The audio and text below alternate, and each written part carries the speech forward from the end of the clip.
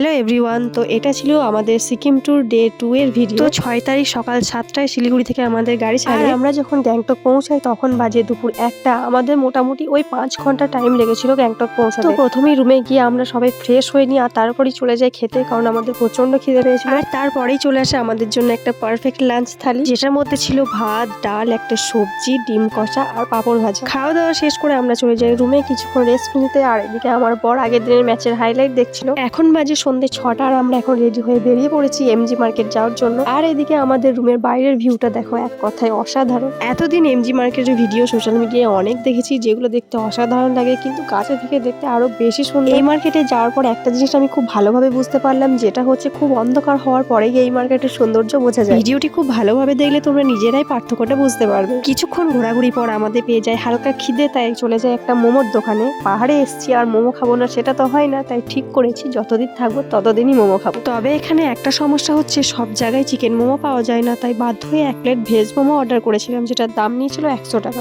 ওখান থেকে বেরিয়ে এসে দেখি একদম কালো ঘন মেঘ করেছে, তাই বাধ্য হয়ে আমরা এখন আমাদের হোটেলের দিকে রওনা দিলাম। তবে এমজি মার্কেট থেকে আমরা কিছু কিনতে পারিনি, কারণ ওখানে দাম অনেকটাই বেশি আর একদমই দাম কমাবে না কেউ। এমজি মার্কেট থেকে নেমে আসার পথে দেখলাম এখানে ধারে ধারে অনেক দোকান বসে রয়েছে, যেগুলো এমজি মার্কেটের থেকে দাম অনেকটাই কম। আর এই বাজারটার নাম হচ্ছে লাল বাজার। আমরা ওখানে কিছু কেনার আগেই শুরু হয়ে যায় বৃষ্টি, তাই লেট করিনি, তাড়াতাড়ি ওখান থেকে বেরিয়ে গেছি আর ভেবেছি অন্য একদিন এসে নিয়ে যাবো। একই ঠান্ডার জায়গা তার উপর বৃষ্টি, তো এমনটা তো আমাদের ওখানে দেখা যায় না, তো বেশ মজা লাগছিল। তো আজকের ভিডিও এতটাই, কেমন লাগলো তোমরা জানিও। দেখা হচ্ছে পরের ভিডিওতে। Tata bye.